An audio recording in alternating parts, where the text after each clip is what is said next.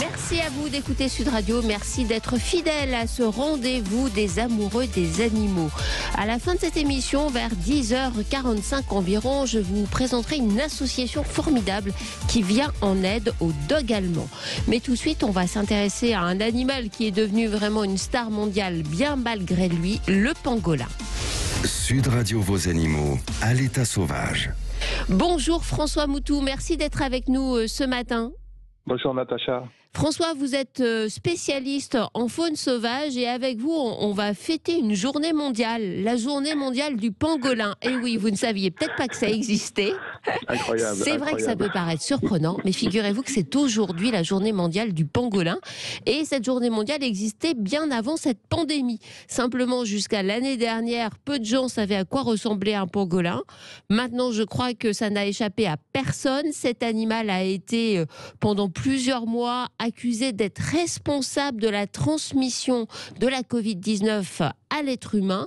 Il semblerait que les choses prennent une toute autre tournure. Alors, avant de revenir sur pangolin coupable ou innocent par rapport à cette pandémie, avec vous, François, j'aimerais que vous nous présentiez ce petit animal qu'on a tous vu en photo, mais qu'on ne connaît pas forcément très bien.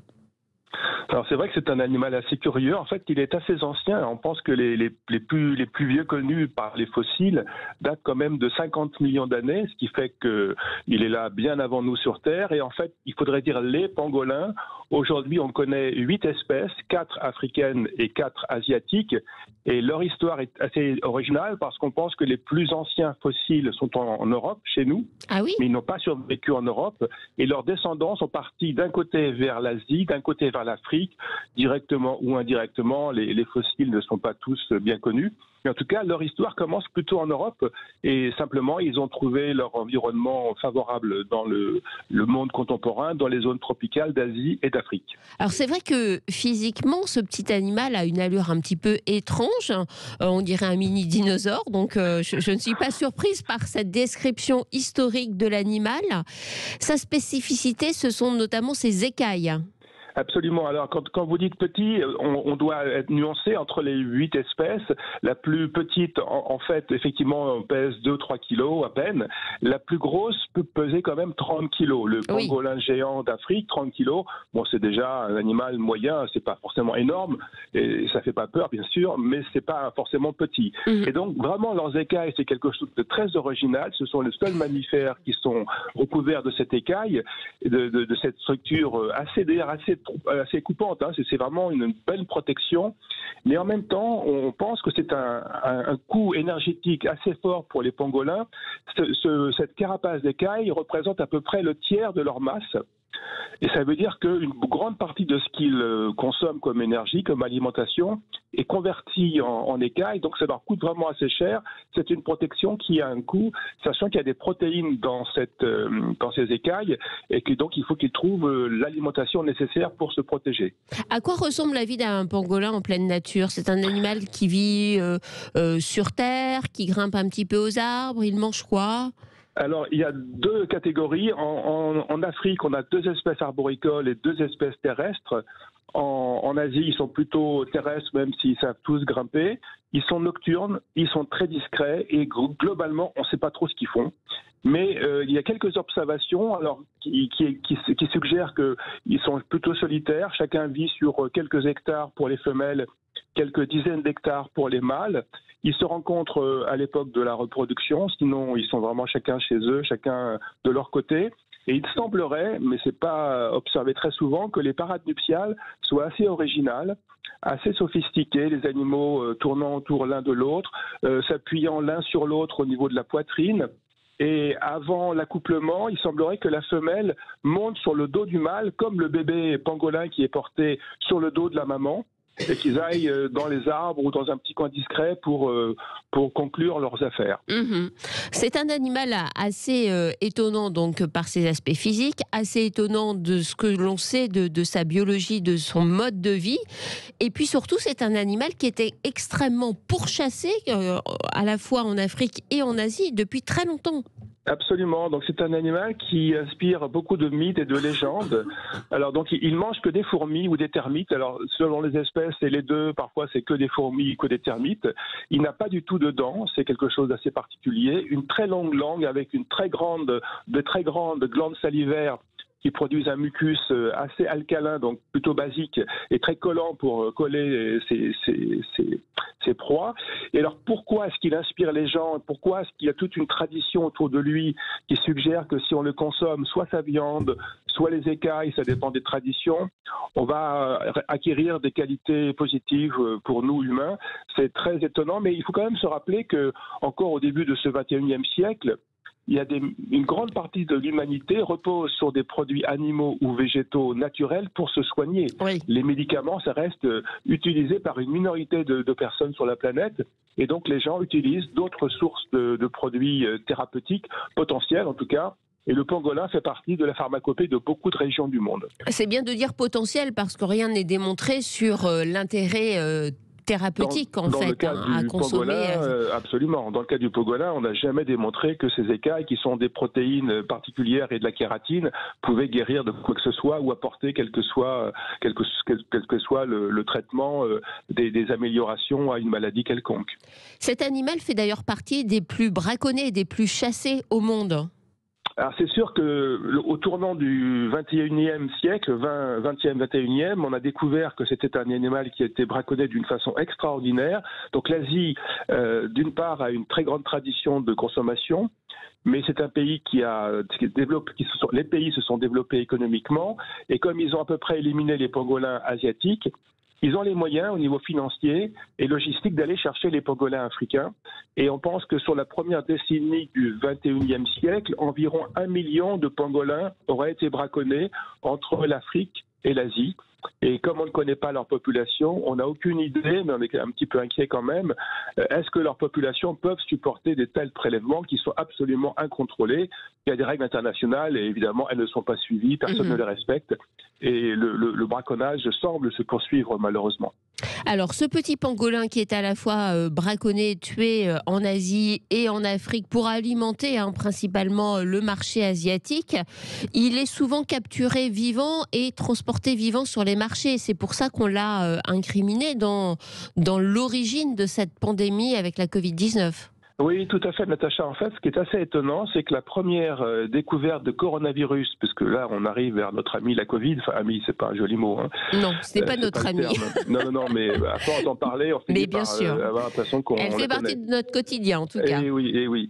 Et donc, on a les autorités chinoises, pour des raisons que je n'ai pas bien compris, dans le sud de la Chine, en dehors de la zone de Wuhan où l'histoire semblerait avoir commencé, on saisit un chargement de pangolins introduits illégalement, donc des animaux de contrebande qui venaient d'Indonésie ou de Malaisie, qui rentraient vers le marché chinois et qui ont été donnés à un laboratoire de recherche de virologie dans le sud de la Chine, du côté de Canton.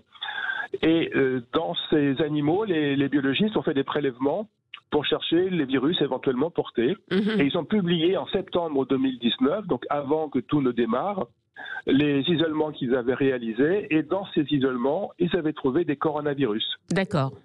Et donc, quelques mois après, la Covid émerge, on trouve un coronavirus chez les malades, et des gens font le lien avec la publication qui était déjà disponible dans les revues scientifiques. Mais quand on compare les virus, c'est vrai qu'il y a des analogies, il y a des parties communes, mais globalement, la différence est suffisamment importante entre ce virus de pangolin, ce coronavirus de pangolin, et le virus de la Covid pour dire que non, c'est pas la source de la maladie des humains. C'est vraiment une coïncidence. Alors, ça, on le sait aujourd'hui, mais c'est vrai que pendant des mois, on a fait vraiment un lien direct entre ces marchés d'animaux vivants qui avaient été décriés à Wuhan et l'émergence de la pandémie. Alors, le lien entre les marchés d'animaux vivants et la pandémie n'est pas exclu du tout. L'espèce qui serait éventuellement intermédiaire entre les chauves-souris, parce que si je fais juste un saut en arrière, le réservoir naturel des virus les plus proches de ceux qu'on trouve chez les humains sont chez les chauves-souris. Oui, ça ce serait le point de départ qui aujourd'hui est à peu près acté par l'ensemble de la communauté scientifique. Voilà, simplement les virus connus chez les chauves-souris, tous ceux qu'on a identifiés ne sont pas celui de la Covid. Donc il y a une transformation qui s'est faite entre chauves-souris et humains. Et on ne sait toujours pas aujourd'hui si ça s'est fait directement parce que le virus des chauves-souris est arrivé chez les humains et pour s'adapter aux humains a dû un peu évoluer ou la sélection l'a fait évoluer pour arriver à l'agent de la Covid, ou bien ce virus est passé peut-être comme en 2003 sur le SRAS de 2003 par un intermédiaire mammifère terrestre chez lequel il a commencé son évolution qui l'aurait préparé à le rendre capable d'envahir l'espèce humaine. Et ça, on ne connaît toujours pas cet intermédiaire. Et forcément, les marchés de ces animaux vivants que l'on peut trouver en Chine sont directement incriminés parce qu'on imagine bien qu'il y a là des réservoirs potentiels à maladies diverses et variées et pas que virales. Absolument. J'ai eu la chance de les visiter à l'époque du SRAS, il y a donc une quinzaine d'années. Et si on voulait tester les capacités des virus à passer d'une espèce à l'autre, hommes compris, c'est comme ça qu'il faut faire. Vous avez des cages, des toutes petites cages dans lesquelles les animaux sont dans des conditions que je ne décris même pas, empilés les unes sur les autres, entourés d'une foule d'humains qui viennent faire leurs affaires, qui achètent, qui vendent, qui habitent là pratiquement. Il y a les marchands qui habitent à côté de leurs espaces de vente. Et les conditions sont telles que les animaux sont complètement stressés, évidemment, ne sont pas nourris, ne sont pas abreuvés. Donc toutes leurs défenses immunitaires doivent s'effondrer. Les virus, les microbes au sens large se multiplient et donc s'échangent entre les oiseaux, les reptiles, les mammifères, les carnivores, les pangolins quand il y en a, les civettes en 2003. Et c'est exactement les conditions qu'il faut pour tester la transmissibilité de ces microbes. C'est assez étonnant. Vous citez d'ailleurs l'exemple des civettes. C'est un exemple assez parlant du risque que l'on prend, nous, êtres humains, à aller consommer des animaux sauvages qu'on va prélever comme ça dans la nature sans aucun contrôle. Absolument, et ça c'est une tradition qui est plus forte en Asie qu'en Europe par exemple, où chaque aliment est consommé pour deux raisons, une raison d'alimentation, mais aussi une raison symbolique. On associe souvent à une plante aussi d'ailleurs, ou à un animal, des vertus, et on mange cet animal pour les vertus en plus du fait que ça va nous nourrir pour ce repas dans lequel on le consomme. Et ça, du coup, les animaux ont parfois des associations qui leur sont faites, alors bien sûr corps défendant, de vertus. On ne sait pas toujours pourquoi, mais le pangolin, par exemple, c'est pour guérir les fièvres. La civette, c'était pour ne pas être enrhumé pendant l'hiver ou attraper la grippe. C'est raté, là, en l'occurrence. Alors, c'était pas vraiment un succès, c'est sûr. Ouais, ça n'a pas été efficace sur ce coup-là. Dites-moi, François Moutou, est-ce que l'on peut espérer que finalement, même si aujourd'hui on innocente le pangolin dans cette transmission virale, est-ce qu'on peut espérer que cet animal soit un peu laissé tranquille dans la nature ?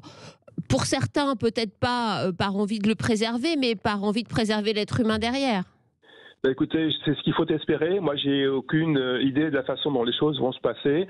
Il y a tellement de façons différentes de voir les choses en fonction de si on est vendeur, acheteur, malade, en bonne santé, si on est dans un environnement où on a beaucoup de croyances et que ces croyances peuvent s'appuyer sur la consommation de matière animale ou végétale naturelle. C'est totalement irrationnel. Et on est dans un contexte où la raison n'est pas forcément ce qui dirige les uns et les autres. Oui. Et parfois des gens qui ont des moyens assez puissants au niveau économique et logistique et politique pour faire en sorte que ce qu'ils ont envie de faire se réalise. Et ça, c'est quelque chose parfois un petit peu inquiétant.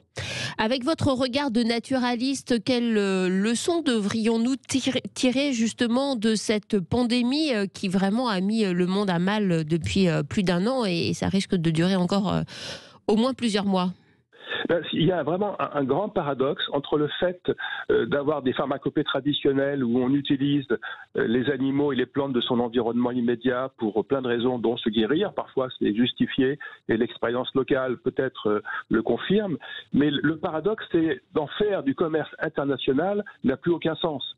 Parce que ce qui est vrai dans une communauté, dans un endroit donné, avec une tradition locale ancienne, comment est-ce qu'on peut imaginer qu'on peut la transporter avec des avions et des containers dans un continent différent sous prétexte qu'on a l'impression que ça peut marcher ailleurs. Mais ça, c'est vraiment le contraire de la tradition de la localité, de la communauté qui a mis au point ces habitudes.